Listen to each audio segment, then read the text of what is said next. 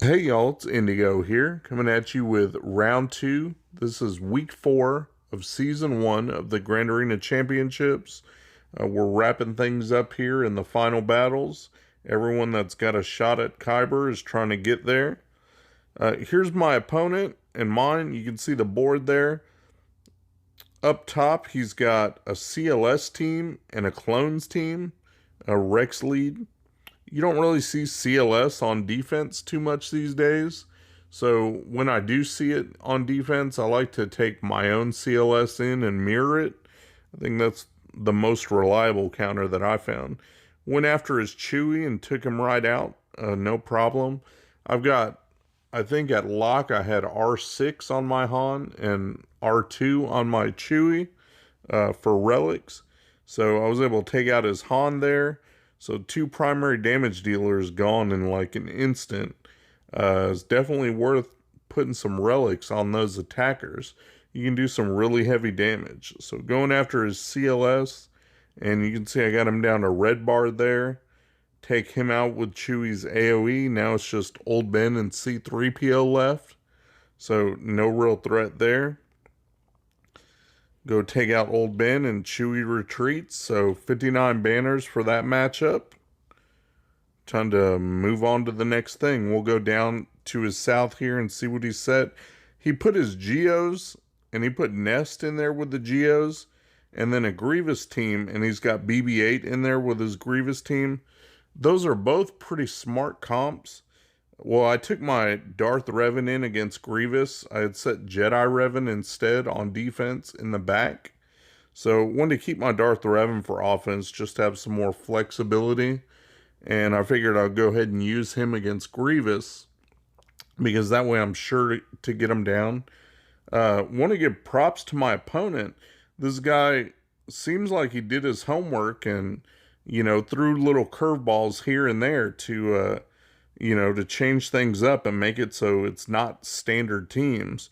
I think with BB-8 in the Grievous squad, having that addition to where he's going to taunt and speed up the droids is going to definitely make them a lot harder than what they would be if it was just a standard Grievous team that everybody puts down. It's still not going to be a match for Darth Revan, but in general, it's a sound principle. So you can see Darth Revan's squad has no trouble. Probably could have left out Malik. Maybe I'll do that in the future, because they're just down to B1 and cut through it no problem. So only 55 banners. Not much you can do about recover and protection there. Next is his Geos, and he put Nest in with the Geos. That pretty much forces your hand. Like, I could have tried Jawas, but I don't think it would work with Nest in there.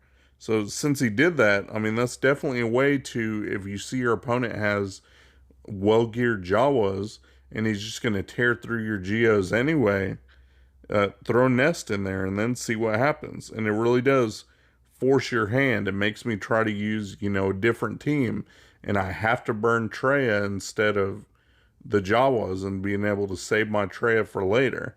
So good on him for doing homework and, changing it up, making it not the same standard squad that everybody puts down. Makes it a bit more difficult to kill. And you end up having to waste this good team. I wish I would have Traya for whatever he might put him back behind here. But you know how Traya works as far as going against these Geos here. They do a pretty good job. Take them out, it's no big deal. Probably could have undermanned this. I'm really bad about undermanning the battles. A lot of times I forget to do it, and I was supposed to do it at least once. I'm 4 out of 5 on the first tier of the undermanned feat, so I don't know if I'll be getting that anytime soon. But that's the end of that battle. You can see I got 54 banners from that one. Cleared that zone and see what he's got in the back there. And check this out. It's interesting. So he's got a Newt Separatist team. He's got L3 in there for a taunt, though, and Watt. And then his bounty hunters, he put Baze in there for a pre-taunt, which I always thought was interesting. People putting the pre-taunt in there and how that makes you have to change your team, because normally I would use Imp Troopers. Let's go up top though real quick. He's got his clones team, and somebody somewhere told me Geos were a good counter to clones. So I figured, okay, I'll give those a shot. And maybe they are, and it's just my Geos. My Geos are all gear 12. Not really great modded because I'm kind of running out of mods, so they just got what was left over. Maybe I need to change that and it'll make a difference. But running against these Rex Lead clones, they don't really seem that great. I was trying to take out 5s because with the Zetas on his 5s, if you don't take out 5s first, he's going to superpower the rest of the 501st, and then you're really going to be screwed. So, and I don't usually save my Geos for offense. I did this time because I was changing things up a little bit and wanted to see what I could do with them on offense. So this is me like reading their moves, trying to figure out what move does what. Because I'm used to, even when I do them in like territory battles, I just hit auto and let them go to work, you know. I don't really play this squad. I don't know, some people like them, but they're not really my cup of tea. So this is really the first time like actually trying to use them as a squad and attack and seeing what all they do. And all I can do is get some protection down off 5s, but I can't really make a dent, and the rest of his clones are hitting pretty hard. That equalization really isn't doing me favors, and then I just lost one right there. And another, and you can see it just all goes to hell. So I quickly force close out of that so I don't at least start him with turn meter and go back in with a Padme team. I wanted to try and save it for the back because I didn't know if he'd have, you know, nest in the back or something else. There's no telling what he might put back there. So I really wanted to save this to have some options, but didn't work out that way. Once the Geos failed me, I had to go and use this squad. This is the next kind of best one that I had. So throw this Padme at him, and it works pretty well. I'm just checking, you know, Shaak Ti's moves. I got her to gear 12 recently. Haven't put any Zetas on her yet, but I'm holding off on that to see if we do get a new clone or a new 501st or something coming up. But I'm trying to learn her kit and where she fits kind of best, if that makes sense. Right now, I've been putting her underneath Padme since I've been using Xeris with the clones. And she does a good job of protection and healing. So she does pretty good. Keep her there. Only picked up 36 banners for that round because it was my second go round, and then I lost 4. So this is what I wanted to try. His bounty hunters, and he's got bays in there for the pre-taunt, but I wanted to see if my imp troopers could take him out anyway. Normally my imps are pretty strong. They get the job done. I was able to get rid of taunt on bays. I start trying to focus down Boba because usually he's the next squishiest one. He's the one you'll work on. Try and get that quick kill. I don't remember if I checked the mods or not, but he must have his Boba stacked. I mean, he must have plenty of health and protection because I couldn't get Boba down to the yellow and didn't get any kills. And then you know what happens with imps. Once you don't get the kills, everything goes wrong. They start going, and that's the end of the team. And once he killed Veers, you know, it's game over. So had to forfeit out of that one. And I just went into another team, the other Separatist team that he has, trying to take a break from the bounty hunters and, you know, think about that for a minute while I kill something else. So this is that team he's got with Watt, and he's got L3 in there with the Separatist. I think this is a pretty interesting team. I took my EP in there, and I got my Bastilla Sean Fallen in there, and then I got Thrawn in there. You really need those to help amp up your EP team if you plan on getting it done. Darkside Bastilla, because she puts down so many buffs, that's going to help fuel your turn meter. And then Thrawn for the control with the fracture and being able to swap with the turn meter and top up protection. All those things just help with your survivability. So it was able to take out L3. Now everybody's stealth, so you got to watch out for that. They put that extortion down, got to watch out for that too. Throw some fracture on Count Dooku so he can't be doing all his counterattacks. And just keep raining down the debuffs. I'm trying to use shock to my advantage. Took out Dooku. Work on Watt a little bit. Try and get him out of the picture so he can't really do anything else. Took him out. Now it's just Newt and Jango left.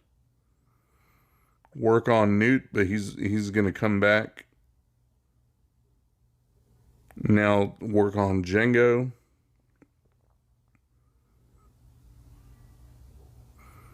Keep working on Jango, but there's nothing, there's nothing I can really do. Throw a fracture on him, AoE, kill Newt once. Now I got Newt back, but he's under stealth again. Nothing I can do but keep working on Jango until that damage immunity goes away, and then I can actually make some progress. But got him stunned, keep him debuffed, ability blocks, so whenever he does come back, he won't be able to do anything. Got that extortion I still got to, try and get rid of, but turn meter swap, work on getting Newt out of there, and then I don't have to deal with that. And there's nothing left but to keep working on Jango now. So that's what I'm doing. So you can see that the team that he put down was pretty creative, and I think it would be a stumbling block to most other teams. This team just gets so much turn meter, and having both Thrawn and Bastilla Fallen in there really help amp it up, turn it into like a B+ team, if not an A team. I think that's key. So now, this is probably what I should have done the first time. I was thinking about it. I really did want to try my imps though, having that Gear 13 Stark. Thought maybe I could punch through, but maybe I should have just done this to begin with. Took JTR in against the Bounty Hunters, that boss team with the Baze pre-taunt. But, I'll tell you this. I didn't have a shot at Kyber. I was already out because I had made some mistakes earlier in the season. So, the last couple battles of the last week, they're a perfect time to try out things that you normally wouldn't get to do. Like, I'm not going to go do it in a TW and cost extra points for my guild, and I'm not going to just have somebody do it in arena. It's hard to set up and test things. So, when it doesn't really matter if I win or lose the match, yes, I like to win, I hate losing, but it's a good time to try things out. And I always wanted to see what would happen if someone threw a pre-taunt. Does it put that big of a curveball in and sabotage your team? And in this instance, yes, it did. Having that pre-taunt with Baze in there slowed me down just enough to where I couldn't get the quick kill, and that caused the whole team to, like dominoes, just start falling down. You need those quick kills to make your imp troopers go, and without those, you're going to be in big trouble. So now I know, and I will be souping up my imp troopers so that it doesn't happen again. And in the meantime, you see that JTR is just making short work of this team. It's not really any trouble for her. Got everybody healed up, got Illuminated Destiny going off, just got Dengar left to worry about, and everybody's buffed to the gills, healed up and everything, so no big issues there. Plenty of buffs going around, plenty of damage. I don't have to worry about anything from Dengar, so we'll go ahead and finish them off. And there's 40 banners. So right there would have been 60 banners, had I not wanted to try imps. But you got to try these things. If you have a chance and there's no chance of advancement, might as well. So over there, he's got some Kira scoundrels, but he's got Vandor in there, and then he's got Zalbar and Mission. So that makes it a little tough. This is what I tried since I was running low on teams at the moment. So I got my first order, and I left out first order officer and put in Wampa. Wampa works really good for helping with the days, but also because he's gear 13, he's got some pretty heavy damage. He can get out there, and when he gets a good shot at somebody, he can take them out in 1 or 2 hits. So that's why I got him in there, just for that. And then the AoE days is nice. Try to help stop Mission from doing her thing. You know, just kind of keep everybody from going all the time if you can land the days. Right now I'm going after Zalbar because he's got the taunt up. Nothing I can do. I want to get over there and get to Vandor. You know, get him out of the picture. But I'm stuck on Zalbar. But I got Cruise 2-turn stun. So that'll get rid of that debuff. Now I can get some hits on Vandor. Try and get rid of him.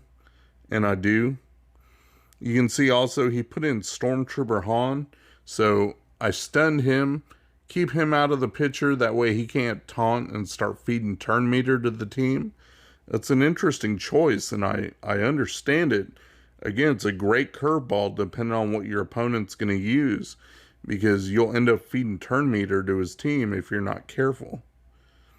Now I'm working on Zalbar. He's built like a tank. I mean, he is a tank, but, you know, he's pretty sturdy, so trying to take out what I can. I got Mission over there, got rid of her. Keep doing some AoEs to get myself some turn meter. Now his Stormtrooper Han taunted, but I was able to line up a hit on him with Wampa, take him down halfway and finish him off there. Now I just got a stun Zalbar, and I got Kira left, and Wampa's, you know, powered up decently enough. Executioner, it's hard enough. I should be able to take these two out no problem. So that's what I'm doing there. Work on Zalbar and get rid of him. I was deciding right here if I wanted to stun or if I wanted to just try and take him out, because I'm low on banners. You can see I'm not going to get the protection banners, but I didn't figure it would matter. It's like, oh well, I haven't been undermanning things, and I haven't been, you know, trying too hard on efficiency. So 57 banners for that. And then that only leaves me with this team. For my last team, he's got a Karth team. He's got Canderous Juhani in there, and then T3, and then he put Wampa in there. So it seems like a mismatched team, you know, like it wouldn't do well, but it honestly does its job, especially when this is pretty much the only team I have left is that Grievous nuke team. I don't have BB-8, so I threw K2SO in there just as another droid to get that synergy in case he died. And he could also taunt and help tank a little bit. So that's all I'm doing. You can see right there, Wampa finished him off, gives me a bonus turn. Was able to take out Wampa there, but only got 50 banners for it. So that team did its job by taking 10 banners off the table. So if it was an efficiency game, I mean, that's great. That's almost as good as getting a hold, having that 10 banners extra off your opponent's board. So after I went, I think he was waiting, and then he went through and he one-shot basically everything. He went 2 goes on my Bosk Bounty Hunter team, but other than that, he one-shot everything. And he was decently efficient at it. He got 1875 to my 1849, whatever. So hats off to him. He'll be going on next round and playing in the championship. So hopefully that goes well for him. I mean, he definitely earned his spot. And I will be going next round for second place, I guess. We'll see what happens. We'll keep you guys posted and maybe try out some new stuff. Shout out to my buddy Mikayas. He runs a modding service. He'll go through, make sure you got the right squad compositions and the right mods on the right characters. Give your account a real nice tune-up. I'll put the link to his Discord in my description. Go ahead and check him out. Tell him Indigo sent you. Thanks for watching my video, guys. If you enjoyed the video, please give me a thumbs up, subscribe, share your comments down below, and hopefully you'll check out my other videos on my channel. Peace.